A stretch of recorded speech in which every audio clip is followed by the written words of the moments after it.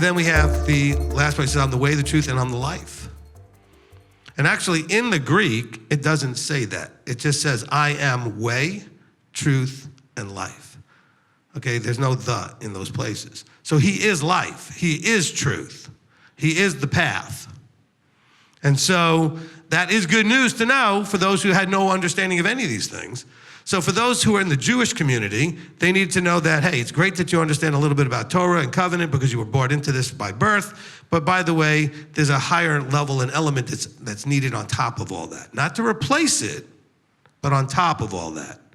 And then to those coming in from the world, they needed to know, by the way, there is truth that you haven't been given out there. There is a way that brings you life, that leads to life. And he is the way that leads to life. Okay, so when he died because we have breached the law. He didn't die to get rid of the law so that we can't breach it. Because then where would there be any benefit to us in growth to just take that thing away?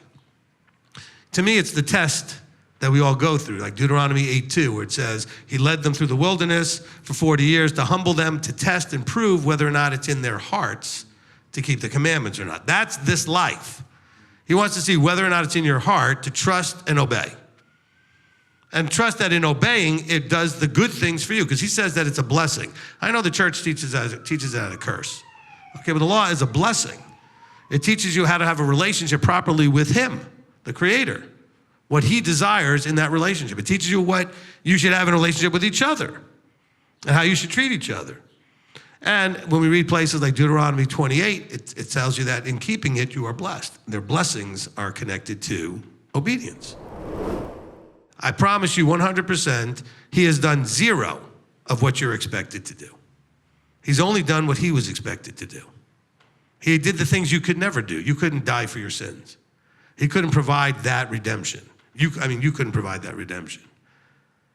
But you have to still do all that is expected of you in that relationship. That's why I have the long teaching called Are You Covenanted? That's the relationship that the Creator wants with you. He wants this relationship, like I may want to have a relationship with a woman, and that relationship is called marriage.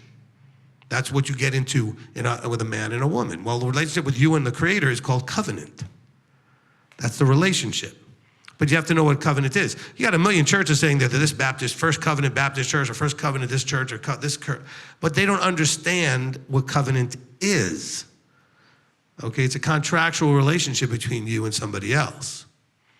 And when it comes to the Creator, it's very specific. That's why we did a long teaching on Are You Covenanted? Probably one of the most important teaching you'd have to listen to. Because if you don't understand that, you're really not going to understand anything else, okay? Because you have the wrong framework.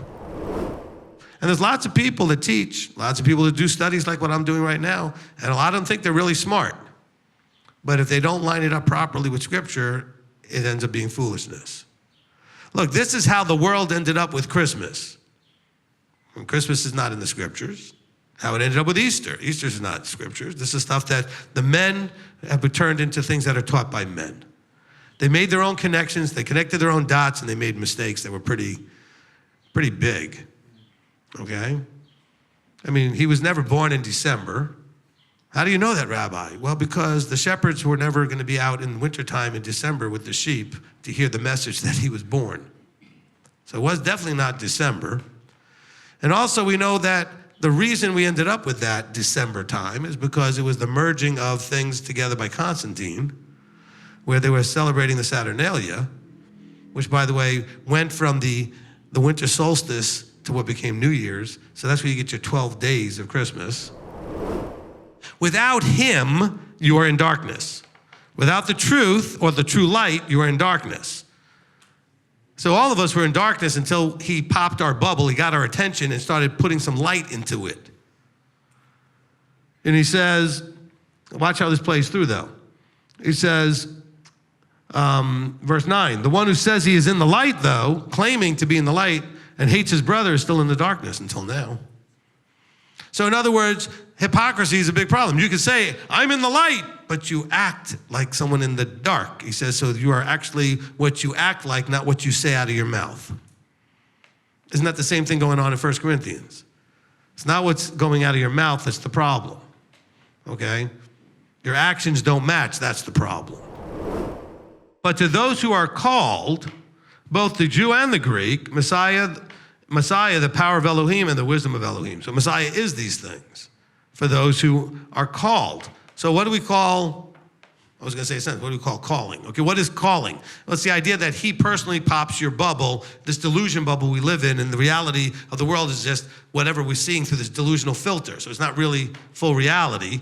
And then he goes and he pokes you and gives you that little bit of insight as to, we'll call it like the Matrix. You got a little bit of that red pill, okay? To where it can get you to be unplugged out and you can see things as they are. And what it does is it really initially just disturbs your peace. It's an itch you can't really scratch, and you're trying to, and you seek everywhere. What's going on here? Something is not right. Something is messed up. Something is wrong, and you don't know what it is. Something's missing. Because he poked you to say, come find me. You thought you knew me, but you don't. Come find me. He says, for look at your calling, brothers, that there were not many wise according to the flesh, not many mighty, not many noble. In other words, and by the way, we've heard this in saying, well, he calls dumb people. Like you don't have to be very well educated. And no, he's saying people that are wise in their own minds, who think they're so smart. Okay, or the nobles who think they've already established themselves and they've got their wealth. Okay, so he's not picking in the calling, a majority of people are not the wealthy or the looked at to be so smart because they're too smart for their own good. They're not ready to listen. Or they've already got their ways and their means are all taken care of. And so like, what do I need? Anything. I've got everything I need. So he's not calling them either because they're not ready to listen anyway. Because after all, my life's good. I've got all this wealth. I've got all these things. What do I need him for?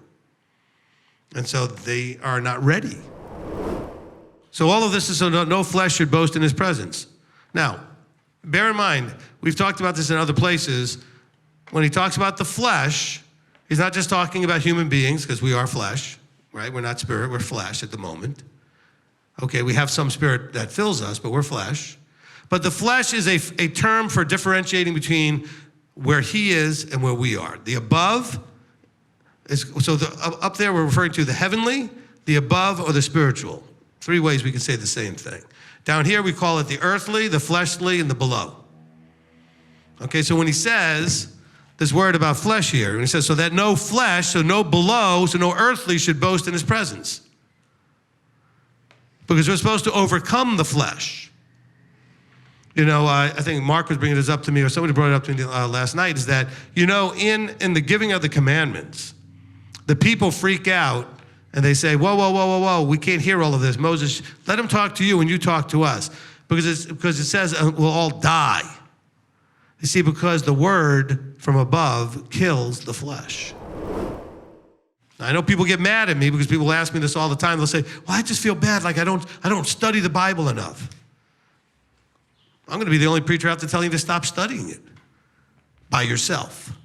Read it so that the information is there. Do you know the Ruach, the Spirit, what it does? It brings to reminding, right, to remembrance. It brings to your memory what you've put in there. So you should read it a lot. Know what's in there. But then as far as studying it, if you're studying it on your own, the blind leading the blind, you're leading yourself right into a ditch. You need a teacher to guide you through the study. And then once you understand things, you can go read it on your own because now you understand it. And this is the important thing that you get. And so, that shouldn't be insulting, by the way. Because when you hear me teach, I'm explaining things to you, then you're reading in front of you and you're going, I never saw that before. I never saw that before. I didn't understand that before, because you're not supposed to without a guide. Otherwise, why would people ever come together? Why would there be any instruction from the authority, from the above, if everybody's just running around doing their own thing? He says, the natural man does not receive the matters of the Spirit of Elohim, for they are foolishness to him. Not foolishness meaning that we think it's stupid. It's just, it doesn't make sense. You don't understand it. It doesn't fit into what you've always understood. And he is unable to know them because they are spiritually discerned. And so many of you have heard some of the things that you now believe totally. You heard it before and you couldn't receive it before. There's things that I've taught you, maybe when you heard it years ago, and now you're hearing it again, and you go, oh, I struggled with it when you first said it because I wasn't there yet. I wasn't ready yet. I hadn't grown enough yet. It'd be like trying to teach, if I was trying to teach algebra to an 18-year-old versus if I was trying to teach algebra to a 6-year-old. They're not there yet. They haven't learned the other things first well enough to do that. You understand what I mean? I'm not talking the exceptional genius kid. I'm just talking about the normal process. You have to go and crawl first and then walk a little bit before you run. You start on the milk and go to the meat is what he says in the beginning of chapter 3.